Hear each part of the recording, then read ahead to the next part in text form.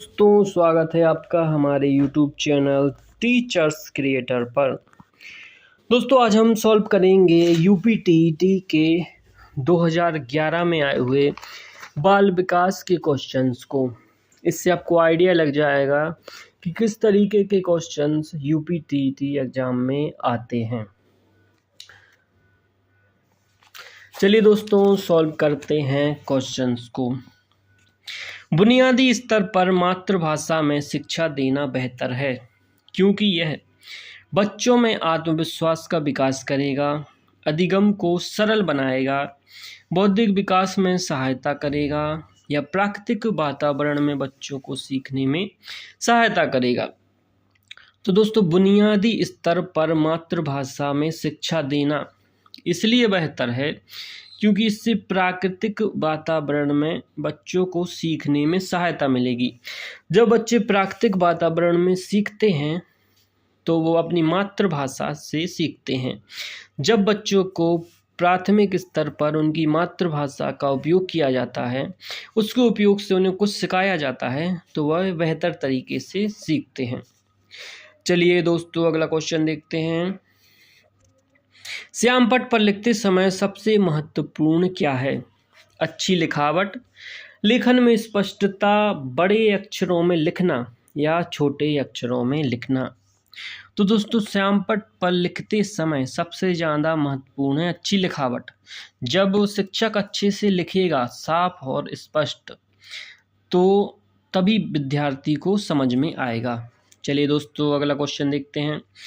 आपकी कक्षा में एक छात्रा देर से आता है, आप उसके अभिभावकों को सूचित करेंगे, उसे दंड देंगे, कारण जानने की चेष्टा करेंगे या उस पर कोई ध्यान नहीं देंगे? दोस्तों कक्षा में एक छात्र है जो देर से आता है, तो उसकी इस समस्या के लिए हम उसकी समस्या का कारण जानने की चेष्टा करेंगे कि क्यों देर से आता है, क्या कारण है। चलिए दोस्तों अगला क्वेश्चन देखते हैं। विद्यालय में विद्यार्थियों को कैसे अभिप्रेरित करना उचित होता है? अभिप्रेरित का अर्थ होता है मोटिवेट। विद्यालय में विद्यार्थियों को कैसे मोटिवेट कर सकते हैं हम? चुने हुए अध्ययन द्वारा, प्रासंगिक अध्ययन द्वारा, गहन अध्ययन द्वारा या सस्वर अधिगम द्वारा। तो दोस्तों विद्यार्थियों को मोटिवेट करने के लिए हमें गहन अध्ययन के द्वारा, ऑप्शन सी इसका राइट आंसर है। चलिए दोस्तों अगला क्वेश्चन देखते हैं। शिक्षा का उद्देश्य होना चाहिए, क्या होना चाहिए? ऑप्शन देखें। विद्यार्थियों में व्यावसायिक कुशलता का विकास करना, विद्यार्थियों में सामाजिक जागरूकता का विकास करना, विद्यार्थियों को परीक्षा के लिए तैयार करना या व्यवहारिक जीवन के लिए विद्यार्थियों को तैयार करना।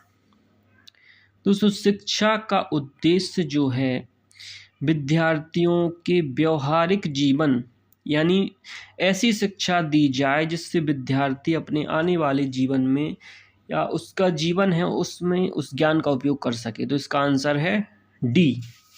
चलिए दोस्तों अगला क्वेश्चन देखते हैं। विद्यार्थियों में अवांछित व्यवहार को किंचित परिवर्तन करने में सबसे प्रभावी पद्धति है, कौन सी है? विद्यार्थियों को दंड देना, अभिभावकों के ध्यान में से लाना, अवांछित व्यवहार के कारणों को ढूंढना एवं उपचार का प्रबंध करना। ऑप्शन डी इसकी उपेक्षा करना। दोस्तों विद्यार्थियों में अवांछित व्यवहार को किंचित परिवर्तन करने में ऑप्शन ए विद्यार्थियों को दंड देना नहीं, अभिभावकों के ध्यान में से लाना ये भी नहीं, ऑप्शन सी इसका राइट आंसर होगा। अवांछित व्यवहार के कारण, क्या कारण है उनको ढूंढना और उनका उपचार करना। दोस्तों इसका आंसर है ऑप्शन सी। चलिए अगला क्वेश्चन देखते हैं और क्वेश्चन नंबर 7। आपको शिक्षक दिवस पर कुछ विद्यार्थियों ने एक बधाई पत्र भेजा है, अब क्या करेंगे? कुछ नहीं करेंगे, उन्हें धन्यवाद देंगे, उन्हें पैसों की बर्बादी नहीं करने के लिए बोलेंगे, उन्हें बदले में शुभकामनाएं देंगे। अगर कोई ने आपको शिक्षक दिवस पर विद्यार्थियों ने एक बधाई पत्र भेजा है, कुछ नहीं करेंगे, नेगेटिव इसको हटाओ, उन्हें धन्यवाद देंगे, पैसों की बर्बादी नहीं, बदले में आप उन्हें धन्यवाद दे सकते हैं। इसका आंसर है बी। चलिए दोस्तों अगला क्वेश्चन देखते हैं। जब एक विद्यार्थी असफल होता है तो समझा जाता है, क्या समझा जाता है? पद्धति असफल है, शिक्षक असफल है, पाठ्य पुस्तकें असफल हैं, या वह व्यक्तिगत असफलता। दोस्तों जब एक विद्यार्थी असफल होता है, एक कक्षा में कई विद्यार्थी होते हैं, कुछ सफल होते हैं, कुछ असफल होते हैं। अगर एक विद्यार्थी असफल होता है तो यह उसकी व्यक्तिगत असफलता मानी जाती है, ना कि शिक्षक की, क्योंकि शिक्षक ने सभी को पढ़ाया है। उसकी बुद्धि पर डिपेंड करता है उसने कितना पढ़ा है। चलिए अगला क्वेश्चन। किसी विद्यार्थी की सबसे महत्वपूर्ण विशेषता है, क्या है? उत्तरदायित्व की अनुभूति, ईमानदारी, सहभागिता या आज्ञाकारिता। दोस्तों किसी भी विद्यार्थी की सबसे महत्वपूर्ण विशेषता है वो होती है आज्ञाकारिता। विद्यार्थी कितना आज्ञाकारी है। चलिए दोस्तों अगला क्वेश्चन। आप किसी कक्षा में पाठ पढ़ाते हैं और एक विद्यार्थी विषय से असंबंधित एक प्रश्न पूछता है, मतलब एक प्रश्न ऐसा पूछता है जो विषय से संबंधित नहीं है, आप क्या करेंगे? उसे असंबद्ध प्रश्न पूछने की अनुमति देंगे, उसे असंबद्ध प्रश्न पूछने की अनुमति नहीं देंगे, उसे गैर अनुशासित समझकर दंडित करेंगे, या कक्षा के बाद प्रश्न का उत्तर देंगे? तो दोस्तों 10वें क्वेश्चन का आंसर कक्षा के बाद, क्योंकि अभी कक्षा में आप कोई और टॉपिक पढ़ा रहे हो, उसके बाद आप उसका आंसर दे सकते हैं। इसका आंसर है डी। चलिए अगला क्वेश्चन देखते हैं। एक प्रसामान्य 12 वर्ष उम्र के बच्चे में सबसे अधिक होना संभव है, क्या अधिक होता है? कुल प्रेरक समन्वय में कठिनाई, वयस्कों को खुश करने के बारे में दुश्चिंता की अनुभूति, अब और यहाँ में उसकी रुचियों का सीमित करना, समकक्षी के अनुमोदन के लिए बेचैनी। दोस्तों 11वें नंबर का क्वेश्चन है। इसमें कहा गया है कि एक 12 वर्ष के बच्चे में सबसे अधिक क्या होने की संभावना होती है? प्रसामान्य मतलब जो सामान्य नहीं है, उसमें समकक्षी के अनुमोदन के लिए बेचैनी। इसका आंसर है डी। अगला क्वेश्चन। विद्यालय के विद्यार्थियों के भाग जाने का कारण है, क्या कारण है कि विद्यालय के विद्यार्थी जो हैं वो भाग जाते हैं? कक्षा शिक्षण में रुचि का अभाव, विद्यार्थियों में अध्ययन में रुचि का अभाव, विद्यार्थियों को दंड नहीं देना, समस्या की विधि शिक्षकों की निर्दय अभिवृत्ति। तो दोस्तों अगर किसी भी विद्यालय से विद्यार्थी भाग जाते हैं तो उसका एक ही कारण हो सकता है कि समस्या जो है, समस्या के प्रति शिक्षक जो है निर्दय है, समस्या को नहीं समझता। इसका आंसर है डी। चलिए दोस्तों अगला क्वेश्चन देखते हैं। विद्यार्थियों के में श्रम की स्फूर्ति का विकास करने के लिए क्या है आवश्यक? शिक्षक अपने ही श्रम में प्रवृत्ति दिखाएगा, शिक्षक श्रम के महत्व पर व्याख्यान करेगा, समय समय पर विद्यार्थियों को श्रम करने का अवसर देना पड़ेगा, या विद्यार्थियों को श्रम करने वाले लोगों का उदाहरण देना पड़ेगा।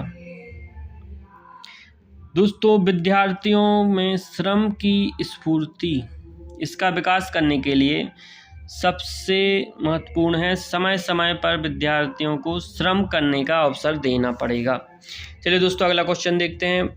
बाल विकास की परिभाषा का अध्ययन क्षेत्र है, मानवीय सामर्थ्य में परिवर्तन का परीक्षण करता है, जीवन अवधि के दौरान व्यवहार की व्याख्या ढूंढेगा, बच्चों की वयस्क तथा वरिष्ठ नागरिकों के साथ तुलना करेगा, किसी बच्चे का संज्ञानात्मक, सामाजिक तथा दूसरे सामर्थ्यों का क्रमिक विकास के लिए उत्तरदायी होगा। तो दोस्तों बाल विकास की परिभाषा का जो अध्ययन है वह है किसी बच्चे का संज्ञानात्मक, सामाजिक तथा दूसरे सामर्थ्यों का विकास, यानी सभी विकास के लिए उत्तरदायी होगा। चलिए दोस्तों अगला क्वेश्चन देखते हैं। प्राथमिक शिक्षक के लिए बाल मनोविज्ञान का ज्ञान आवश्यक है, क्यों आवश्यक है? क्योंकि यह बच्चों को अनुशासित बनाने में सहायता करता है, परीक्षा के परिणाम में उचित होती है, उन्नति होती है। यह बच्चों को अभिप्रेरित करने के लिए सुविधाजनक तरीका बन जाता है। यह बच्चों के व्यवहार को समझने में शिक्षक की सहायता करता है। तो प्रश्न में पूछा गया है कि अगर कोई व्यक्ति प्राथमिक शिक्षक है तो बाल मनोविज्ञान उसकी किस तरीके से सहायता करता है। दोस्तों, यह बच्चों के व्यवहार को समझने में शिक्षक की सहायता करता है। चलिए अगला क्वेश्चन। मानवीय मूल्यों को जो प्रकृति में सार्वत्रिक हैं के विकास का अर्थ है मतारोपण, अंगीकरण, अनुकरण या अभिव्यक्ति। तो दोस्तों, जो मानवीय मूल्य हैं जो प्रकृति में सार्वत्रिक हैं, इनके विकास का अर्थ है अभिव्यक्ति। अपने बच्चों को समझने के लिए एक शिक्षक में अच्छी जानकारी होनी चाहिए। बाल मनोविज्ञान की बच्चों को समझने की प्रवृत्ति की, विषय वस्तु के प्रति विद्यार्थियों के मत की या उपरोक्त सभी की। तो दोस्तों, विद्यार्थियों को समझने के लिए एक शिक्षक में अच्छी जानकारी होनी चाहिए। किस चीज़ की होनी चाहिए? बाल मनोविज्ञान की, बिल्कुल। बच्चों को समझने की प्रवृत्ति की, बिल्कुल। विषय वस्तु के प्रति विद्यार्थियों का क्या मत है, उसकी भी। तो इसका आंसर है डी, उपरोक्त सभी। चलिए अगला क्वेश्चन देखते हैं। निम्नलिखित में से किस स्तर में बच्चे अपने समकक्षी वर्ग के सक्रिय सदस्य बनते हैं? दोस्तों, किशोरावस्था, वयस्कावस्था, प्राक बाल्यावस्था या बाल्यावस्था। दोस्तों, किस स्तर में बच्चे अपने समकक्षी वर्ग के, मतलब अपने दोस्तों के सक्रिय सदस्य बनते, ग्रुप के, समूहों के? तो इसका आंसर है ए, किशोरावस्था। चलिए अगला क्वेश्चन देखते हैं। मनोचित्र का संदर्भ है अर्थगम्यता को बढ़ाने के लिए तकनीक, जोखिम भरे कार्य के लिए कर्म योजना, मन का चित्रा खींचना, मन के प्रकार का अन्वेषण। दोस्तों, मनोचित्रण का संदर्भ है मन के प्रकार का अन्वेषण। इसका आंसर है डी। चलिए अगला क्वेश्चन देखते हैं। प्रतिभाशाली होने का संकेत निम्नलिखित में से कौन सा नहीं है? अगर मतलब कोई व्यक्ति प्रतिभाशाली है तो प्रतिभाशाली नहीं है तो उसमें क्या होगा, देखते हैं। विचारों में सृजनात्मकता, दूसरों के साथ लड़ना, अभिव्यक्ति में अनूठापन या कुतूहल। प्रतिभाशाली होने का संकेत नहीं, नेगेटिव, मतलब जो नेगेटिव होगा वो दूसरों के साथ लड़ना, यह प्रतिभाशाली बालक में नहीं होता है। चलिए अगला क्वेश्चन। बालिका शिक्षा को महत्व देना उचित है, इसका कारण है बालिकाएं बालकों से अधिक बुद्धिमत्त हैं, बालिकाएं बालकों से अल्पसंख्यक हैं। अतीत में बालिकाओं को बुरी तरह से विभेदित किया जाता था। किसी सामाजिक परिवर्तन के नेतृत्व में केवल बालिकाएं समर्थ हैं। दोस्तों, इसका आंसर डी हो सकता है। किसी सामाजिक परिवर्तन के नेतृत्व में केवल बालिकाएं समर्थ हैं। नहीं, ए वाला आंसर नहीं है इसका। बालिकाएं शिक्षा को महत्व देना उचित है क्योंकि अतीत में बालिकाओं के साथ बुरी तरीके से विभेदित किया गया था। और हाँ, यही आंसर है, इसका आंसर है सी। समन्वित शिक्षा की सफलता निर्भर करती है समुदाय के समर्थन पर, पाठ्य पुस्तकों की उत्कृष्टता पर, शिक्षण अधिगम वस्तु की गुणवत्ता पर, शिक्षकों में अभिवृत्ति परिवर्तन पर। समन्वित शिक्षा की सफलता जो है वो पाठ्य पुस्तकों की उत्कृष्टता पर निर्भर करती है। अधिगम से संबंधित किसी विद्यार्थी की समस्याओं का सबसे अच्छा उपचार क्या है? कठोर परिश्रम का सुझाव, ग्रंथालय में निरीक्षण अध्ययन, निजी शिक्षण का सुझाव या निदानात्मक शिक्षण। तो अधिगम से संबंधित किसी विद्यार्थी की समस्याओं का सबसे अच्छा जो उपचार है विद्यार्थी की समस्याओं का सबसे अच्छा उपचार है वो निदानात्मक शिक्षण। इसके जरिए विद्यार्थी की समस्याओं का उपचार होता है। निदान यानी जो भी समस्याएं हैं उनका निदान किया जाएगा। चलिए अगला क्वेश्चन। एक शिक्षक विद्यार्थियों को अनुप्रेरित कर सकता है किस तरीके से? पुरस्कार देकर, सही मार्गदर्शन कराकर, उदाहरण देकर, एक कक्षा में भाषण देकर। एक शिक्षक विद्यार्थियों को अनुप्रेरित यानी मोटिवेट कर सकता है पुरस्कार देकर, यही है। यदि कोई विद्यार्थी आपका सम्मान नहीं करता है तो आप क्या करेंगे? उसकी उपेक्षा करेंगे, परीक्षा में कम अंक देंगे, उसके अभिभावकों से बात करेंगे या उससे डांटेंगे। तो दोस्तों, यदि कोई विद्यार्थी आपका सम्मान नहीं करता है तो आप क्या करेंगे? उसके अभिभावकों से बातचीत करेंगे। चलिए दोस्तों, अगला क्वेश्चन देखते हैं। शिक्षण का सत्तावादी स्तर है शिक्षक केंद्रित, छात्र केंद्रित, प्रधानाध्यापक केंद्रित या अनुभव केंद्रित? तो इसका आंसर है शिक्षक केंद्रित। अगला क्वेश्चन, चरिता का विकास होता है इच्छा शक्ति द्वारा, बर्ताव एवं व्यवहार द्वारा, नैतिकता द्वारा या उपरोक्त सभी?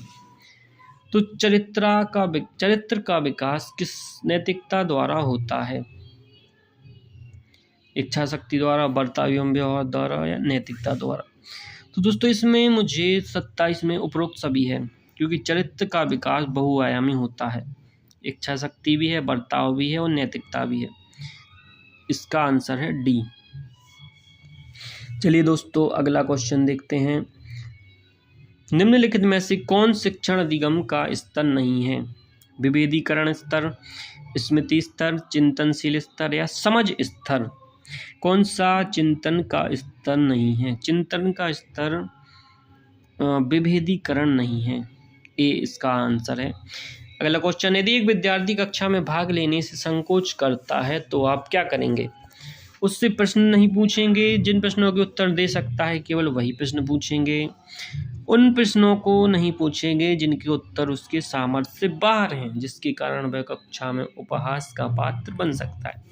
उससे केवल तब प्रश्न पूछेंगे जब वह उसके उत्तर देने के लिए उत्साहित हो। तो दोस्तों, यदि कोई विद्यार्थी है आपकी कक्षा में, वह संकोच करता है, तो आपको क्या करना चाहिए? उससे प्रश्न नहीं पूछना चाहिए? नहीं। जिन प्रश्नों के उत्तर दे सकता है केवल वही प्रश्न पूछना चाहिए? नहीं। उन प्रश्नों को नहीं पूछे नहीं, ये भी नहीं है। देखिए, उनसे केवल तब प्रश्न पूछें जब वह उत्साहित हो, जिससे उसका कॉन्फिडेंस बढ़ेगा। इसका आंसर है डी। अगला क्वेश्चन, शिक्षक का बर्ताव होना चाहिए, कैसा होना चाहिए? प्रशासनात्मक, शिक्षाप्रद, आदर्शवादी या निर्देशात्मक? शिक्षक का बर्ताव होना चाहिए आदर्शवादी होना चाहिए। दोस्तों, हमारे चैनल को सब्सक्राइब करें और शेयर करें। धन्यवाद।